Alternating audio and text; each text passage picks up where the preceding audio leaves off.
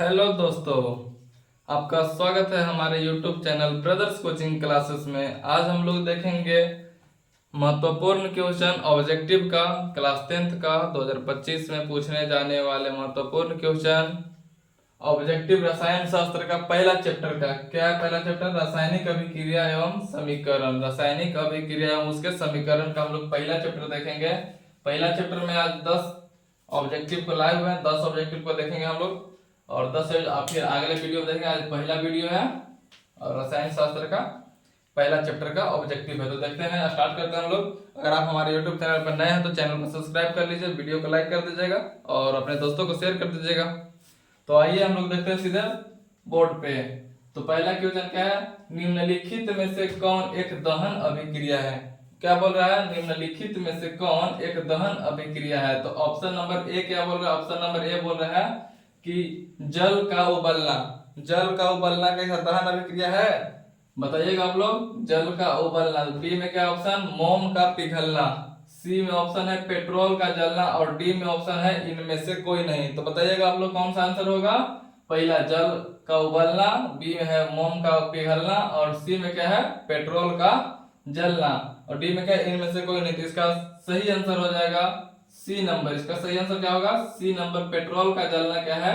एक दहन अभिक्रिया है। कैसा अभिक्रिया? दहन अभिक्रिया है। सिल्वर क्लोराइड का रंग क्या होता है? कैसा होता है? सिल्वर क्लोराइड का रंग कैसा होता है? मतलब क्या होता है? क्या है? तो सिल्वर क्लोराइड का रंग कैसा होता है? तो ऑप्शन में देखते हैं हम लोग। पहला ऑप्शन में कैसा होता है? श्वेत होता है।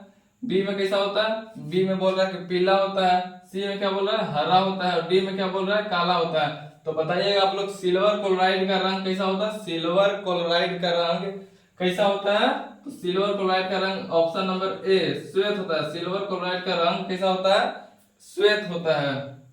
हम लोग आज का तीसरा क्वेश्चन देखेंगे। तीसरा क्वेश्चन क्या बोल रहा है? श्वसन किस प्रकार की अभिक्रिया है? श्वसन किस प्रकार की अभिक्रिया है? हम लोग जो सांस लेते हैं वो किस प्रकार की अभिक्रिया है? तो बताइएगा। ऑप्शन ऑप्शन ए में क्या है?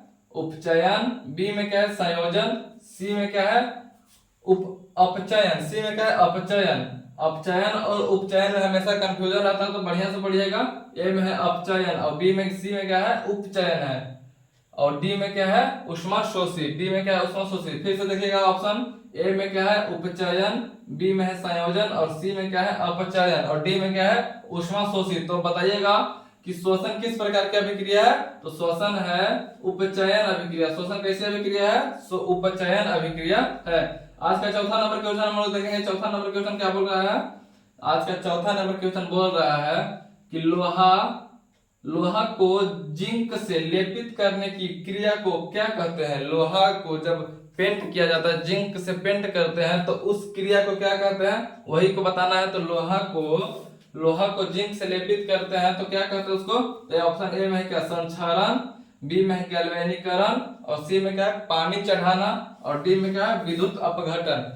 क्या क्या ऑप्शन में है? फिर से देखिएगा एक बार। ए में क्या है? संक्षारण, बी में क्या है? गैल्वेनीकरण और सी में क्या है? पानी चढ़ाना और डी में क्या है? विद्युत अपघटन। तो कौन सा ऑप्शन हो जाएगा बताइएगा आप लोग। तो इसका आंसर हो जाएगा बी गैल्वेनीकरण। लोहे पर जिंक को लेपित करने का क्रिया को क्या कहते हैं? गैल्वेनीकरण कहते हैं। विद्युत अपघटन क्या बोल रहा है? विद्युत अपघटन। सॉरी, पांचवा नंबर क्वेश्चन क्या बोल रहा है? नाइट्रोजन ऑक्साइड के धुएं का रंग कैसा होता है? नाइट्रोजन ऑक्साइड के धुएं का रंग कैसा होता है? बताइएगा। नाइट्रोजन ऑक्साइड के धुएं का रंग कैसा होता है? आप लोग कमेंट कीजिए कैसा होता है। तो ऑप्शन में क्या बोल रहा है? ऑप्शन ए में है बोल रहा है भूरा होता है, बी में बोल रहा है लाल होता है, सी में बोल रहा है हरा होता है और डी में कैसा बोल रहा है? पीला होता है। तो कैसा होता है बताइएगा। तो इसका नाइट्रोजन ऑक्साइड का रंग कैसा होता है? भूरा होता है। नाइट्रोजन ऑक्साइड का रंग कैसा होता है? भूरा होता है।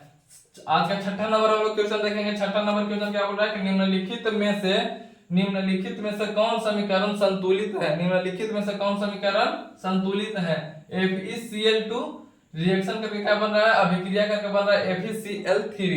Fe प्लस Cl2 फिर अभिक्रिया करने के बाद क्या बन रहा है? FeCl3। तो यहाँ पे लोहा की मात्रा एक है, Cl की मात्रा 2 है, लेकिन इस साइड उत्पाद के साइड कितना है? 3 क्लोरीन है। तो इधर कितना है? 2 क्लोरीन, इधर 3 क्लोरीन है। तो क्या यह अभिक्रिया संतुलित है? नहीं है संतुलित। बी में क्या है, बी में है NH4NO2 तो उत्पाद क्या बना रहा है, N2 प्लस 2H2O। हाँ, ये संतुलित अभिक्रिया कैसा है, यहाँ पे नाइट्रोजन की संख्या कितना है, नाइट्रोजन की संख्या एक यहाँ पे एक यहाँ पे एक यहाँ एक यहाँ, कितना हो गया 2। हाइड्रोजन की संख्या कितना है 4 और ऑक्सीजन की संख्या 2। इस साइड भी देखेंगे तो नाइट्रोजन की संख्या कितना है 2, हाइड्रोजन की संख्या 2 गुना 2 4 हो गया और ऑक्सीजन की संख्या कितना हो गया 2। तो यह क्या है, संतुलित अभिक्रिया है। कैसा अभिक्रिया, संतुलित अभिक्रिया है। ठीक है, संतुलित समीकरण है। आज का 7 नंबर क्वेश्चन देखेंगे हम लोग। आज का 7 नंबर क्वेश्चन क्या बोल रहा है कि शरीर में भोजन का पचना किस प्रकार की अभिक्रिया है। शरीर में जो भोजन हम लोग खाते हैं वो उसका पचना किस प्रकार की अभिक्रिया है। तो पहला ऑप्शन में क्या है, अवकरण अभिक्रिया है। दूसरा ऑप्शन में क्या है, ऑक्सीकरण। सी में क्या है, उदासीकरण। और डी में क्या है, इनमें से कोई नहीं। तो बताइएगा कौन सा होगा। हमारे भोजन का पचना किस प्रकार की अभिक्रिया है, तो आप लोग कमेंट करके बताइएगा। और देखिए यहाँ पे क्या होता है, ऑक्सीकरण। ऑक्सीकरण अभिक्रिया, हमारे शरीर में जो भोजन पचता है वो किस प्रकार की अभिक्रिया है, ऑक्सीकरण अभिक्रिया है। चांदी के संक्षारण, चांदी के संक्षारण के फलस्वरूप उस पर किस रंग की परत चढ़ जाती है। चांदी जब पुराना होता है, चांदी के संक्षारण के फलस्वरूप उस पर किस प्रकार के रंग हो जाती है। तो चांदी जब जैसे जैसे पुराना होगा वैसे वैसे क्या हो जाता, होते जाता है, काला होते जाता है। कैसा होते जाता है, काला होते जाता है। तो ऑप्शन ए में क्या है, हरा। बी में क्या है, उजला। सी में क्या है, काला। और डी में क्या है, लाल। तो चांदी कैसा हो जाता है, अब संक्षारण के बाद कैसा हो जाता है, चांदी काला हो जाता है। संक्षारण के बाद कैसा होता है, काला हो जाता है। अब यहाँ पे देखिएगा 9 नंबर, आज का क्वेश्चन है कितना नंबर, 9 नंबर देखते हैं कि चिप्स की थैली में, कैसा क्वेश्चन है, चिप्स की थैली में चिप्स को उपचयन से बचाने के लिए कौन सी गैस भरी जाती है। चिप्स की थैली में कौन सी गैस भरी जाती है, आप लोग को सबको मालूम होगा। बताइएगा कि चिप्स की थैली में उपचयन मतलब चिप्स को, जब चिप्स हम लोग खाते हैं 5 रुपए वाला चिप्स लेकर के खाते हैं तो उसमें गैस भरी रहती है। आप लोग देखते होंगे कि गैस से फुला हुआ रहता है, पैकेट क्या होता है, फुला हुआ रहता है। तो उसमें कौन सी गैस भरी रहती है, यही को बताना है। वो किस लिए भरा रहता है, तो उसको खराब होने से बचाने के लिए क्या किया जाता है, भरा जाता है। तो उसमें कौन सी गैस भरा जाता है, तो पहला क्या है, ऑक्सीकरण। बी में क्या है, नाइट्रोजन। सी में क्या है, हीलियम। और डी में क्या है, मीथेन। क्या होगा इसका आंसर, बताइएगा। तो इसका आंसर हो जाएगा नाइट्रोजन। कैसा हो जाएगा, नाइट्रोजन गैस भरा रहता है। चिप्स की थैली में उपचयन से बचाने के लिए कौन सी गैस भरी रहती है, नाइट्रोजन गैस भरी रहती है, जिसके कारण चिप्स ज्यादा दिनों तक खराब नहीं होता है। निम्नलिखित समीकरण है, निम्नलिखित समीकरण है। तो यहाँ पे समीकरण दिया हुआ है, देख के बताना है कि यह कौन सा समीकरण है। H2 plus Cl2, H2 plus Cl2 reaction करके क्या बना रहा है, 2HCl। H2 plus Cl2 reaction करके बना रहा है 2H प्लस Cl।